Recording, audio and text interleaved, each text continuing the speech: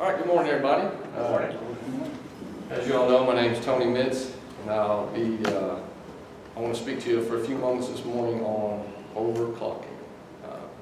So what is overclock? Can anybody raise your hand and give me a definition of overclocking? Putting the computer specs over the proposed limits. Okay, yep, okay, that's good. Overclocking, as defined by Wikipedia, is the configuration of computer hardware components to operate faster than certified by the original manufacturer. Technically, any component that uses a timer or clock to synchronize its internal operations can be overclocked. However, most efforts, and what you hear about more than most, is focused on specific components such as the CPU, video card, and RAM. To make overclocking your memory modules hassle-free, several memory manufacturers are now producing modules that automatically recognize the host platform and overclock the module to the highest frequency supported by the motherboard. For example, Kingston Technology Corporation has produced the HyperX Fury DDR3 memory module that can automatically overclock itself up to 1,866 megahertz. And with a few minor adjustments in the BIOS, it can accomplish speeds of up to 2,400 megahertz out of a DDR3 memory module. Let's look at a short demonstration.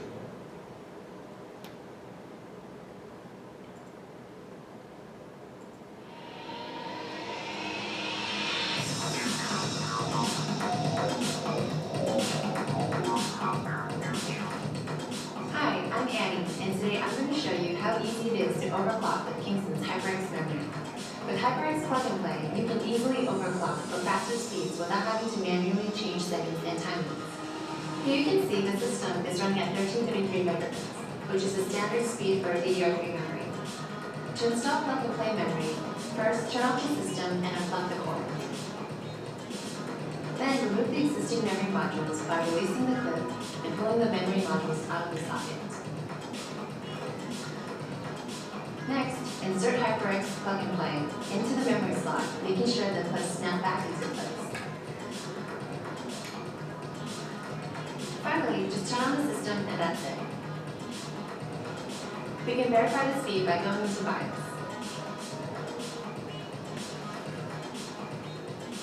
Here you can see the system is now running at a faster speed, at 1866 megahertz. Now I'm going to show you how to overclock HyperX XMP memory using Intel Extreme Memory Profiles, which gives you the option to choose between two predefined speed profiles for easy overclocking right out the box. First, install the memory as previously shown and turn on the system. Next, we need to get into the BIOS. Here you can see the system is running at 1333 megahertz. To overclock the memory, we need to go to Advanced Mode. Scroll down to Advanced Mode and Enter. Next, we need to tab over to the AI Tweaker tab. We go to the Overclock Tuner and switch from Auto to XMP. Next, we choose our profiles. Profile 2 is at 2133 megahertz. Profile 1 is at 2400 megahertz. To select the profiles, hit F10 to reboot. We can verify the speed by going to BIOS. Here you can see the system is now running at 2400 megahertz. You've spent just a few minutes to save yourself lots of computing time.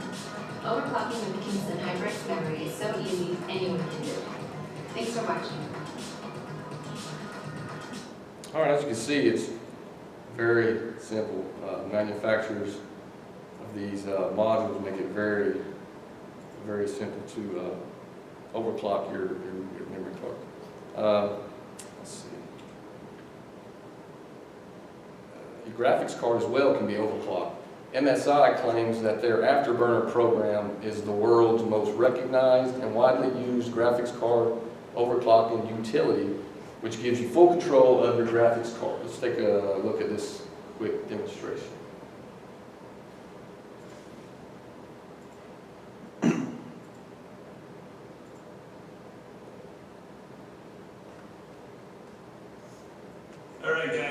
pattern here. We're going to do some overclocking of the GeForce 9500 GT with 1 gig of onboard RAM. So we're going to do some stock settings first. As you can see, core clock is 550 and memory frequency is 400 megahertz. So let's do this. We're going to benchmark it first just quick. Test GPU. Non-full screen. To the list. Okay. And let's see.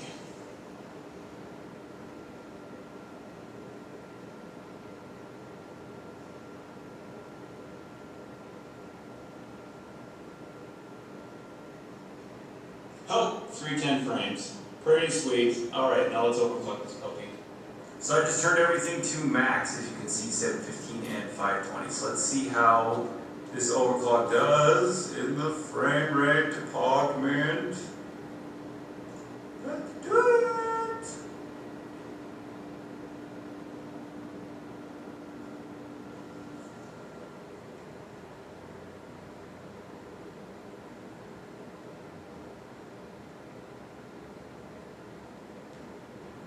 Wow. Pretty decent. Okay, so I'm sure you can push this card further. You can play some settings with the afterburner here and get it past a safe clock speed. This is pretty safe. It's pretty solid. I don't see any artifacts on the screen, and there was no glitching when I enabled it. So I think it's a pretty safe overclock. Like their comment in the channel, I do other overclocks and other video cards, and we're just going to keep this thing rolling. So I'll see you next time. Toodles. All right, so as you can see, just like with the memory cards, manufacturers these days make it very easy to overclock different components. So now let's talk about some advantages and disadvantages to overclocking. The advantages to overclocking are obvious. The first advantage is that you'll see higher and better performance in video games, video editing, and other system tasks at no additional out-of-pocket expense, except an increase in electrical consumption. You may see a little bit more of your increase in your electric bill, possibly. The second advantage is that it can be more cost-effective to purchase a lower performance component and overclock it to the clock rate of a more expensive component. And the third advantage is that you could possibly increase the usefulness of older equipment, older components. For instance, let's say you had an older generation CPU that was at one time top of the line, high performance processor capable of handling any task that you could possibly throw at it. It met every need that you had at the time. However, video games and other software have evolved, and now you're contemplating upgrading to a bigger and better CPU.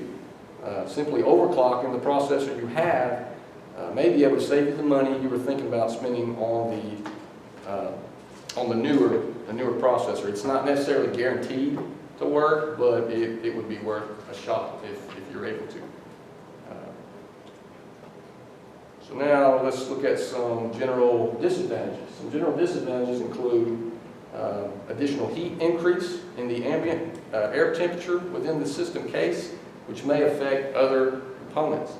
Also, you can expect an increase in fan noise from fans running at maximum speed and producing a noise increase of up to 50 decibels or more. Third disadvantage is that an overclocked computer may become unreliable or unstable. Anybody ever seen that blue screen of death before? You know what I'm talking about. Another disadvantage is that the lifespan of the components may be reduced due to the increased voltage and heat that is produced from overclocking. And finally, if you have anything in your system, any components that are under warranty, you can pretty much kiss that goodbye, because that warranty is probably going to avoid that warranty. So as I mentioned in the previous slide, overclocking produces a lot of extra heat, therefore proper cooling is absolutely essential. For proper cooling, a high-end heat sink and fan will usually suffice. That'll usually be good enough. However, for those enthusiasts that want to squeeze those last few megahertz out of the system, extreme overclocking calls for extreme cooling. Some options for extreme cooling include you got liquid cooling Then you got what's called thermoelectric cooling, also known as just TEC, dry ice, liquid nitrogen, and liquid helium.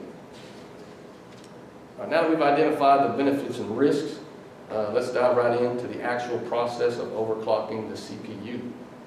Please note that this is only one way to overclock the CPU and not the only way. Different motherboards may differ in their BIOS UEFI settings and available options. So step one would be to enter into your system BIOS UEFI settings and look for CPU and frontside bus speed adjustment controls. There should typically be a section called frequency voltage control, like you see there. Everything you need to overclock the system should be, in most cases, right there in this particular section. Step two would be to actually increase the frontside bus clock speed in 5 to 10 megahertz increments, or if you prefer, you can do this in 1 megahertz increments. After that, you want to reboot the system after you make each increment increase to ensure that the system can boot into Windows.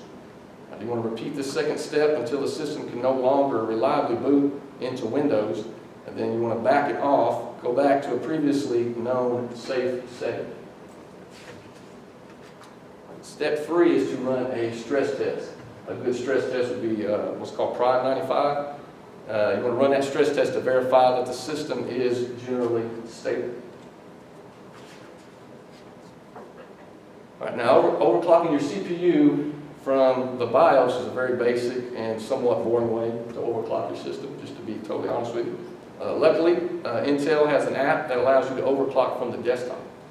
If you're like me, you learn best by actually performing the task yourself or at least watching somebody else. So let's take a look at this video. I've included of overclocking a liquid-cooled system from the desktop.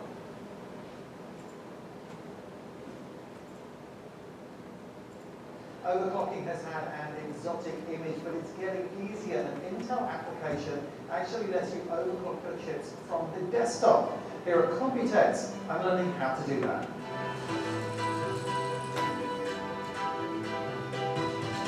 Overclocking is running your processor and memory at higher than their rated speed, so you get more performance. Professionals like these use liquid nitrogen to keep their chips from overheating while they push them faster and faster. And there are international competitions on sites like HWBot, which is running this one at Computex in Taipei, and thousands of people participate. And it turns out that getting started isn't so difficult. This computer has a more modest water cooling system, and the overclocking is done through a Windows app. Intel's Extreme Tuning utility lets you tweak and test to your heart's content. So I sat down and gave it a go. So the first thing we have to do when we're trying to overclock one of these computers is figure out where we're starting from. So we run, first of all, a benchmark to see, in its normal state, what the computer can do.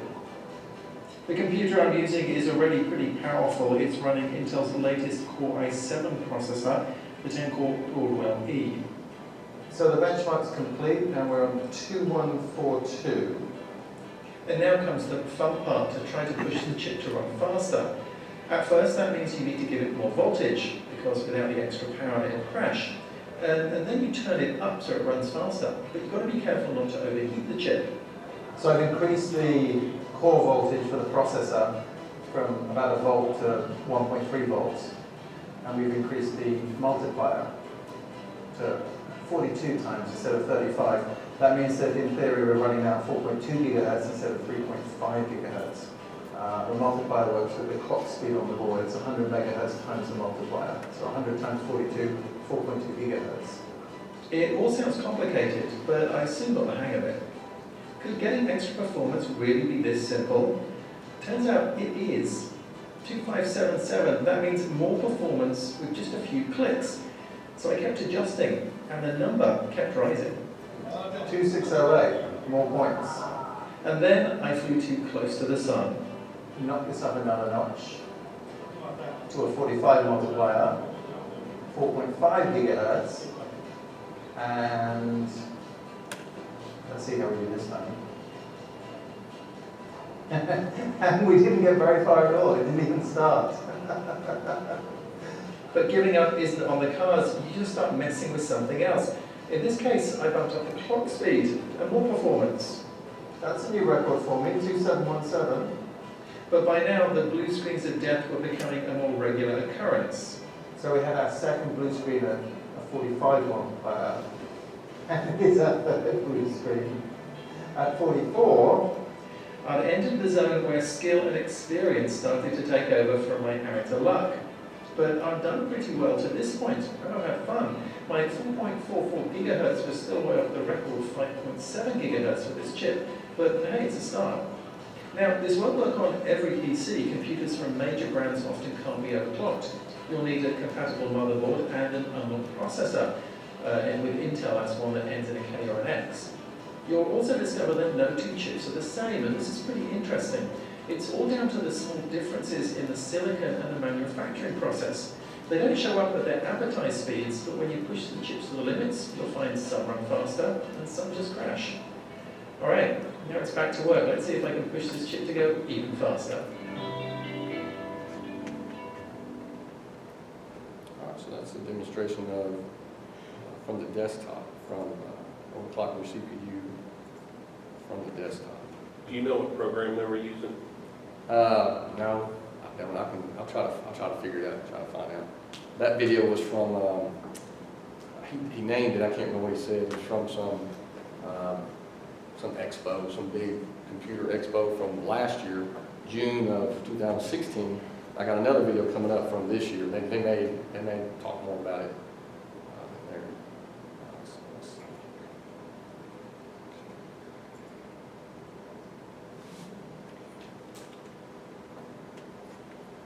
Okay, so as I mentioned in a previous slide, there are some enthusiasts that are very skilled in extreme overclocking. But like I said, extreme overclocking requires extreme cooling.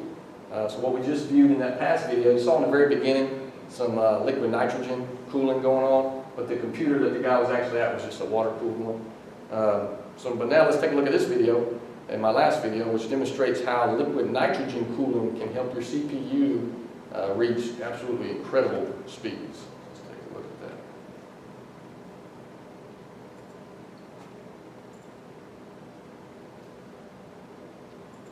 Unlike most conventional IT trainings, here at Computex we actually watch people do what we call overclocking.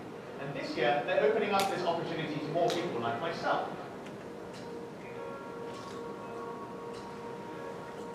Can you tell us what the setup is going on here? So what we have here is a Z270 platform with a 7700K Gigabit CPU. And the idea here is that we will push this one to 7 gigahertz. So the first step we have to take here is to get the temperature down to minus 190 degrees centigrade. So you take the flask there, which is filled with liquid nitrogen, and slowly pour it inside here. It's dangerous. Whoa! How much should I pour? Continue, it's fine. We need to drop down a little bit more. So now you can see already that the temperature is going down about 2 centigrades per second. So you can see it's boiling very hard.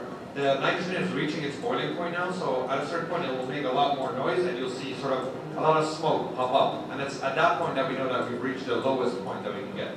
There you go. It's going to boil. So we're reaching the 0 point of the pot, as you can see. Minus 190 now. Yeah. And you can hear now that the noise is sort of gone of the pot. So now it's stabilizing the temperature that we can get. All right. Until about 65 ratio, we can do it with 1.855 volts. If you want to hit 7 gigahertz, we're going to need about 1.925 volts. So I would say take the 1 quart active ratio here, drop it to 60, click apply, and let's see if we can get to 6 gigahertz. Am I doing this right? Yeah, sure. Okay, we're at 60. And, Yeah. And you have to look at the core voltage, 1.855, right? I'm really scared for some reason. I don't want to burn this thing. 6.6. 6.6. One more. One more. And I see the temperature is still 192 degrees Celsius. We're at the absolute lowest point. Okay, cool. Should I push that to 7 gigahertz now? Are you ready for it? Yeah, sure. Let's do it. Apply. Okay. 7. We have it right there. Okay, that was a very... All right, so now the system froze up. Now we need to heat it up a little bit so we can We're gonna heat it up? Yeah. So in order to make sure that it can food fine, we're gonna heat it up a little bit I can't believe you're doing this. to maybe minus 170, and then we drop down again. We're back into Windows now. Yeah, everything is working fine. So you can see there's no issues with the overclocking here. Oh, okay. Crashes at 7 gigahertz, you reboot it, you try again. So the only important thing is that we have to hold the temperature in a stable temperature, because if the temperature fluctuates, then the cost may be unstable, and all the things go on.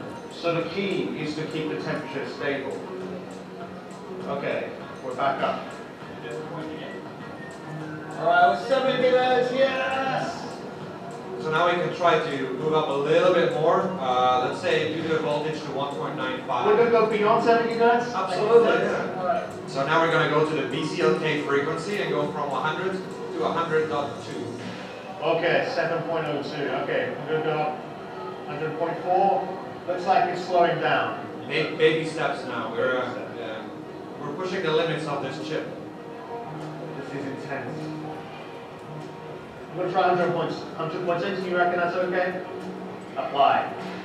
Your record is 750. Yeah.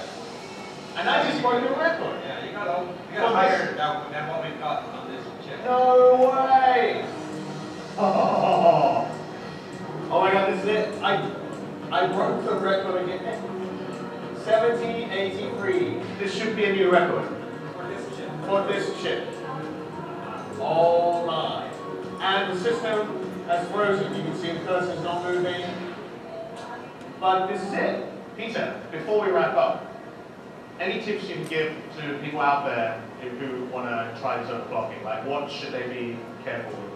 So first of all, I would recommend to start off on air cooling, then switch to water cooling, and then try to find someone in your neighborhood that's already doing the liquid nitrogen, so he can give you a guide on how to prepare your motherboard and your CPU for this kind of stuff. And then in the end, if you want to do this, just go with it. Just do it. Good. And man, what do you think? Or how? Any special tips? Yeah, so one of our enemies is the water.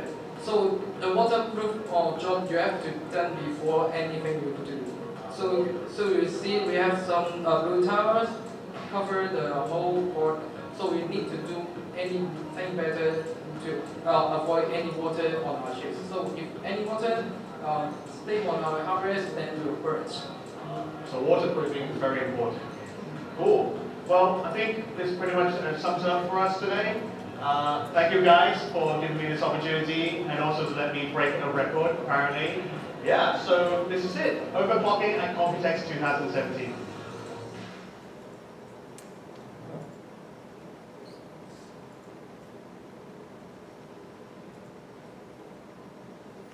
All right, that concludes my presentation. Thank you all for your time.